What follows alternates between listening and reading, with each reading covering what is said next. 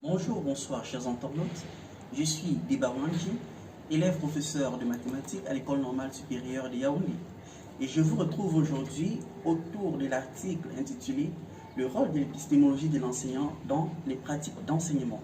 Alors, c'est un extrait d'un colloque international tenu à l'Université de Bordeaux en France, les 18, 19 et 20 septembre de l'année 2008, qui réunissait entre autres Bruno Damor, Martha Isabelle Fadliopinia, Inès Marazani, Georges Santi et Sylvia Sbaragli, tous venus de l'Université de Bologne autour du thème « Les didactiques et leur rapport à l'enseignement et à la formation, quel statut épistémologique de leur modèle et leurs résultats ». Cet article s'inscrit dans le cadre des didactiques de mathématiques des niveaux primaires et secondaires et s'adresse principalement aux enseignants de mathématiques, aux didacticiens et aux pédagogues. Cet article relève et développe assez bien le rôle et l'influence des conceptions épistémologiques de l'enseignant sur les pratiques d'enseignement et sur les conceptions des apprenants. L'enseignement des mathématiques des niveaux primaires et secondaires est au cœur du discours, comme nous l'avons déjà rappelé, avec un accent particulier sur les concepts de milieu, d'obstacles didactiques, ainsi que de contrats didactiques. Alors, ici, nous allons nous attarder sur un petit rappel du contenu de l'article et puis nous allons relever quelques éléments majeurs qui nous ont interpellés. D'abord, en ce qui concerne l'article, il y a 4 points principaux qui sont développés, notamment la définition de l'épistémologie comme une épistémologie de l'enseignant. Introduite en 1960, l'épistémologie, et notamment l'épistémologie de l'enseignant, a permis de conjuguer par des liens fonctionnels les notions de conviction, de conception, de savoir et de connaissance. Et de fait, les auteurs entendent par conception épistémologique un ensemble de convictions, de connaissances et de savoirs scientifiques qui cherchent à définir les connaissances d'un individu, d'un groupe d'individus et leur fonctionnement. De même que les moyens d'évaluer leur validité et de les acquérir ou même encore de les apprendre. Il a été observé que des pratiques d'enseignement inadéquates adossées aux conceptions épistémologiques des enseignants ont, de façon inconsciente, entraîné des difficultés d'apprentissage chez les élèves. Pire encore, des stratégies d'évitement développées par ces enseignants niées de la didactique, par ces pratiques d'évitement ne sont pas acceptées par la didactique. Ça n'a aucun fondement didactique. Alors, ces stratégies d'évitement sont déployées par les enseignants à l'exemple de l'effet Topaz ou encore même de l'effet Jourdain. Par ailleurs, on note également une forte influence des conceptions des enseignants sur l'évaluation, notamment en ce qui concerne les tests formels standards, ce qui a conduit à la sous-évaluation des apprenants et à la fragmentation des savoirs, sans oublier le temps trop long pour les enseignements.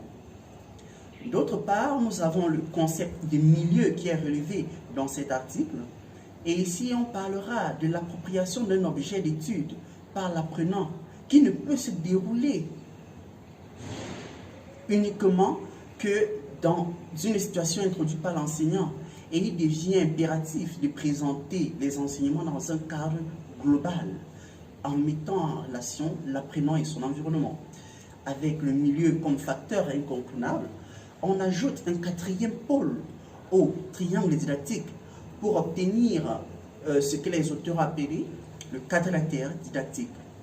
Mais heureusement, toutes les insuffisances de ce quadrilatère didactique sont relevées par l'hexagone didactique de Brousseau qui va permettre de mettre en relation l'apprenant, la connaissance, les savoirs scientifiques à enseigner, l'institution, qui vont tous concourir à l'acquisition et à la construction du savoir par l'apprenant. Et troisièmement, nous avons l'aspect des obstacles épistémologiques. Ah oui, il est fréquent que les apprenants veuillent à chaque fois généraliser les connaissances acquises antérieurement à une situation nouvelle, sans prendre en compte l'évolution de la situation, le changement de cette situation. Il y a une transformation de situation entre-temps. Et ceci va représenter un obstacle didactique majeur, autant que la fraude didactique, qui elle naît de l'épistémologie instantanée de l'enseignant.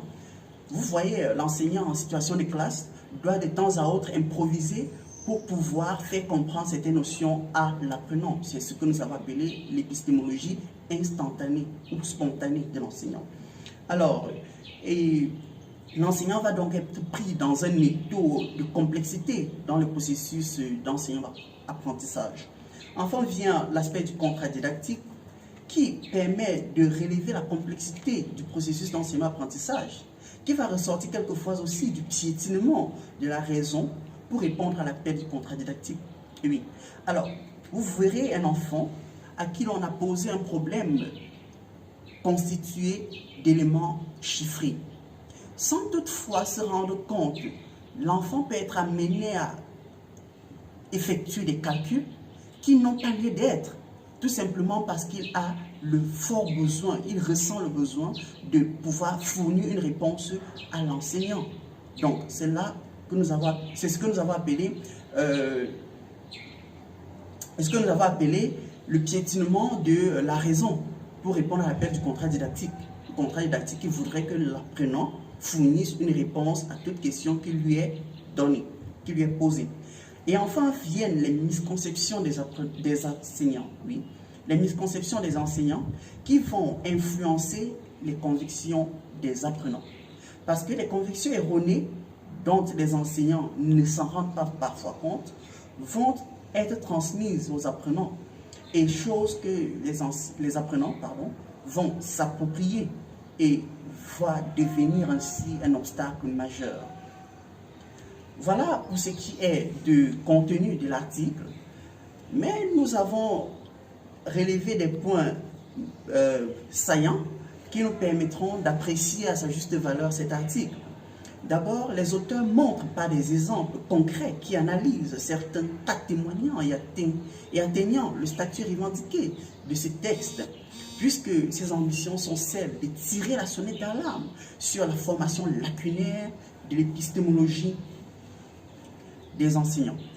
Les conséquences de cette dernière, de cette formation lacunaire, est très fâcheuse sur l'action didactique.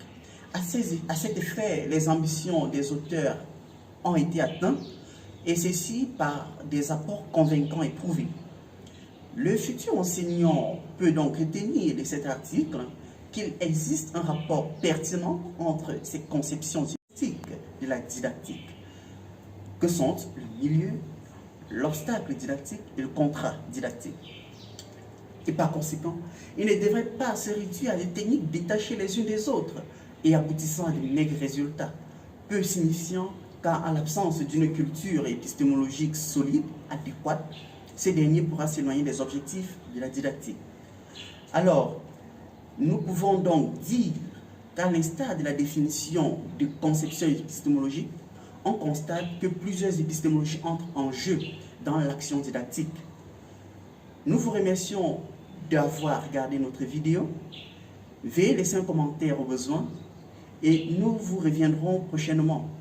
Ce travail a été réalisé avec la collaboration des élèves professeurs de mathématiques d'Ebawanji, M. Ibiawana, M. Asona Kene, M. Longale, Mme Ganti Vanessa, Mme Matingan Elodie, M. Gemetio Donfak, sous la supervision générale du Dr Sadja, didacticien des mathématiques en service au département des sciences de l'éducation à l'École normale supérieure de Yaoundé. Je vous remercie.